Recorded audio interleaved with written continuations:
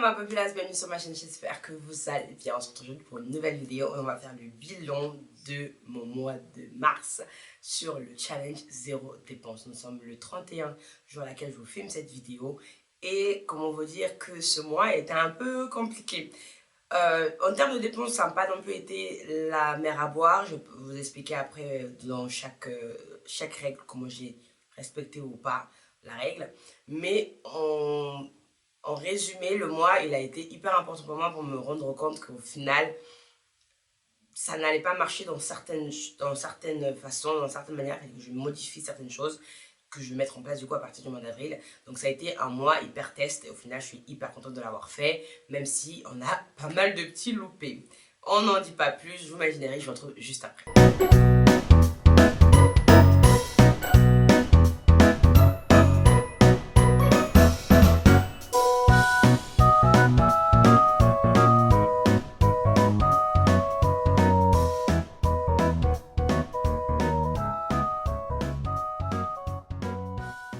Alors, je vous rappelle pour ceux qui tombent sur la vidéo, qui n'avaient pas vu ma dernière vidéo sur le challenge zéro dépense, je vais vous le mettre un petit peu quelque part ici en haut de l'écran.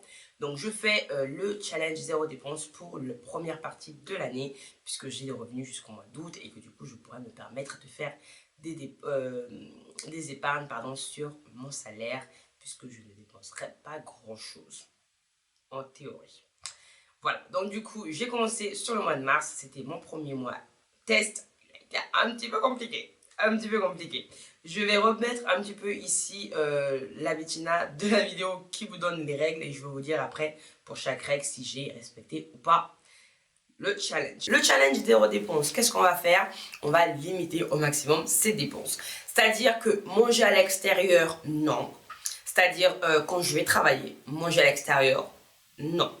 D'accord? Si je mange à l'extérieur, je suis en faute. Je dois trouver une solution de me racheter.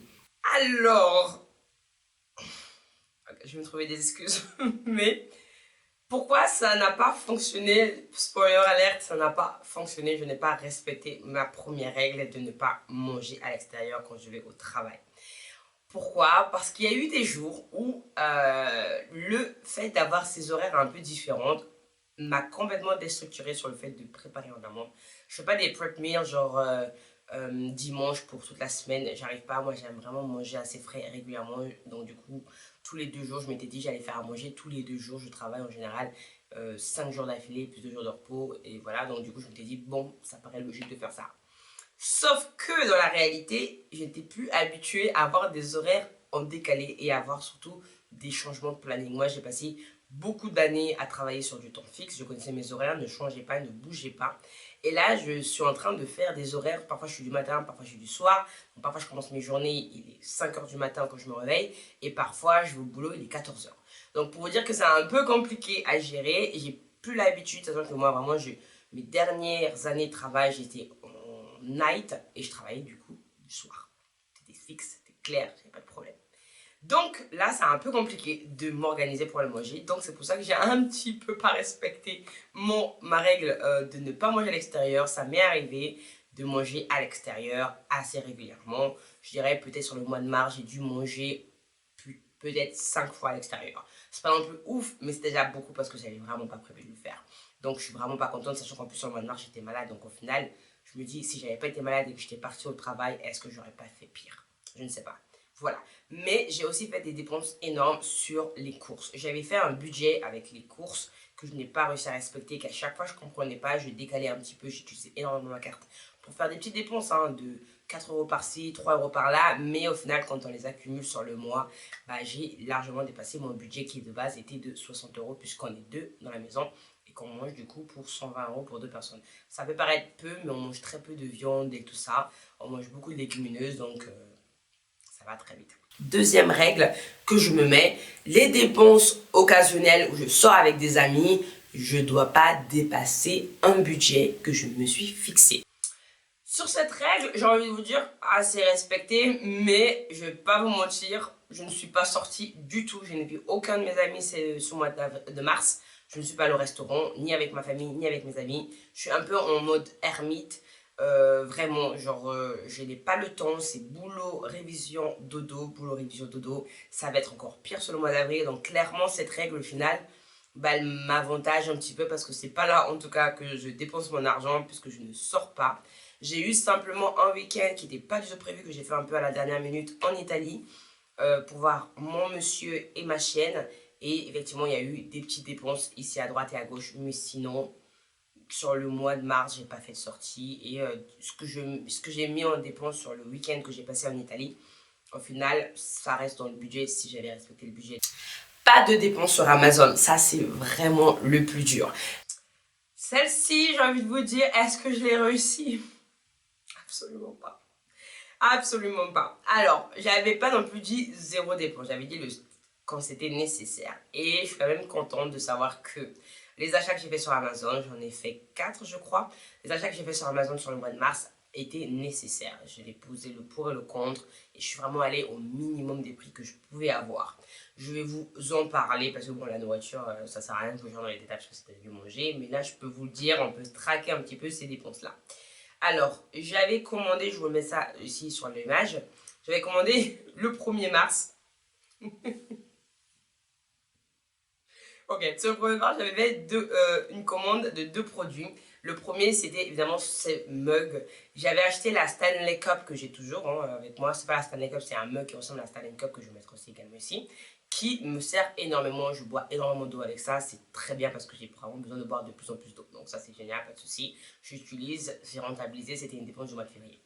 Maintenant, je me suis rendu compte quand je vais à la bibliothèque le matin, vers 7h, enfin quand je vais à la bibliothèque vers 8h, 8h30, 9h, bah en fait j'ai envie de café. Et le problème c'est que dans mon gros mug qui ressemble à une Stanley, bah je peux pas mettre de café parce qu'elle est vraiment beaucoup trop grosse. Donc du coup à chaque fois c'était compliqué, j'avais pas de mug avec moi et il fallait absolument que j'ai un café parce que j'arrivais pas à tenir. Je fais quand même des très très longues journées, surtout quand j'allais à la bibliothèque à 17h alors que j'avais commencé ma journée à 5h du matin.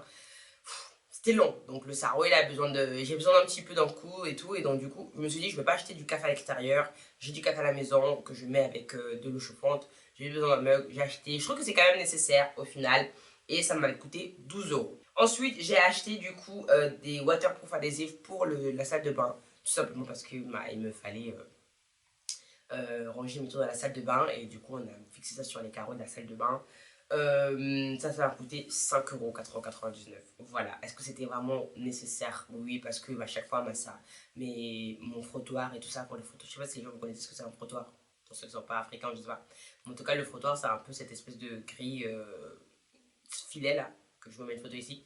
Et à chaque fois, je n'arrivais pas à le ranger. J'étais toujours à l'extérieur sur un étendoir. Et là, je me suis dit, non, je vais m'acheter ça. Je me suis acheté un lot, il n'y en avait pas à l'unité. Et puis, c'était 5 €. Et puis voilà. Donc ça, c'était le 1er mars. Ensuite, je me suis acheté un produit pour mes cheveux que j'ai réfléchi, que j'ai posé le pour et le contre parce que tout le mois de février, j'utilisais directement l'eau robinet, mais sauf que c'était pas bon. Donc je me suis acheté un applicateur et un vaporisateur. Les deux ensemble, ça m'a coûté 10 €. Je mets la photo juste ici. Donc pour l'instant, je vais pas vous mentir, l'applicateur d'huile, je ne l'ai pas encore utilisé parce que je n'ai pas fait de bain d'huile, mais il était inclus dedans, et au final, le vaporisateur seul est revenu au même prix qu'avec l'applicateur de soins. Et je sais que je ferai forcément des bains d'huile à un moment donné. Donc j'ai préféré prendre les deux en même temps. Ça m'a coûté 10 €. Le vaporisateur, je l'ai hyper rentabilisé. En plus, ma soeur, elle l'utilise. Donc du coup, achat de nécessité au final qui est rentabilisé.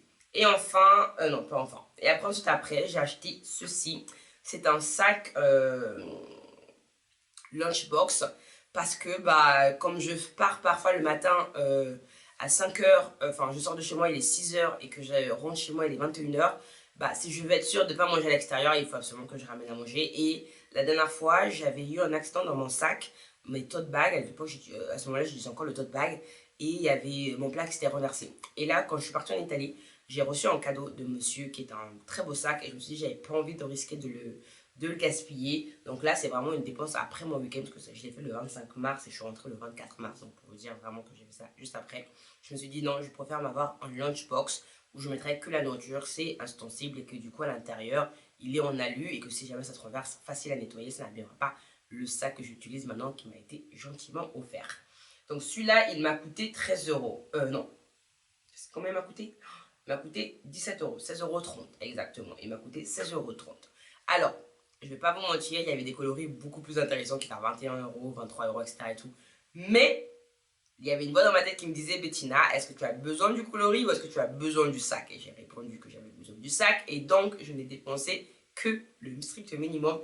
Et enfin, mon dernier achat que j'ai fait, toujours très nécessaire aussi, ce sont des flashcards parce que j'avais pas de flashcards et que, en fait, j'ai fait des flashcards digitales, sauf qu'en fait, j'ai pas toujours mon PC sur moi puisque parfois je suis au boulot dans le train, c'est compliqué et tout, et je veux vraiment pas perdre de temps et je veux réviser au maximum sur le mois d'avril, donc je me suis dit, je vais me prendre des flashcards que je vais noter. Donc du coup, j'ai pris celle-ci.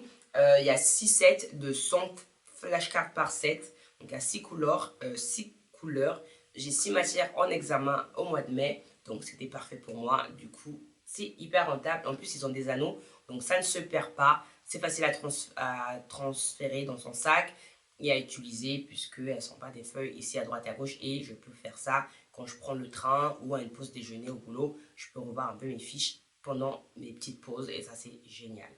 Voilà, donc c'est tout pour mes achats Amazon. Donc au final, oui, j'ai fait 4 dépenses sur le mois de mars sur Amazon, mais mes dépenses sont quand même réfléchies et ce sont des dépenses que j'utilise, enfin c'est des produits que j'utilise et qui vont être rentables. Quatrième règle, c'est ne pas, ça va être dur ça, ne pas sortir et dépenser inutilement parce que je n'ai pas de budget. Alors celui-ci, en toute honnêteté, je l'ai respecté parce que j'ai pas fait de dépenses parce que je ne travaille, enfin j'ai pas de grosses charges et que j'ai un salaire. Mes dépenses sont vraiment calculées, c'est des dépenses qui sont prévues par rapport à d'autres choses ou alors des dépenses de charges fixes ou alors des dépenses sur l'alimentaire et des charges variables. Donc j'ai vraiment pas fait de oh, je me fais plaisir, etc. et tout. J'avais vraiment prévu toutes les dépenses que j'ai fait sur le mois de février. Et même celles qui étaient imprévues ont été réfléchies et nécessaires. C'est-à-dire que par exemple, j'ai acheté une veste à Zara, non H&M, parce que tout simplement, on rentre dans une deuxième saison, c'est le printemps.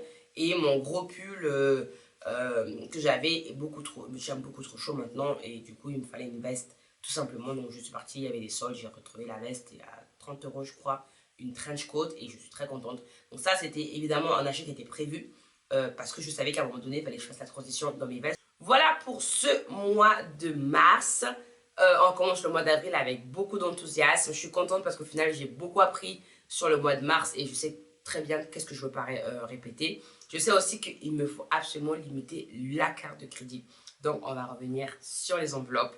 J'ai les enveloppes avec moi. Je les avais ramenées au cas où il est temps de les utiliser. Je ferai potentiellement, je ne suis pas encore sûre, un bilan de budget du mois d'avril avec vous que j'ai préparé le mois d'avril en finance.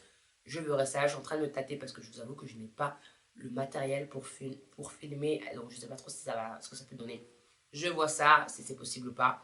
Mais je vous ferai clairement une vidéo dessus. On revient sur la méthode des espèces et des enveloppes.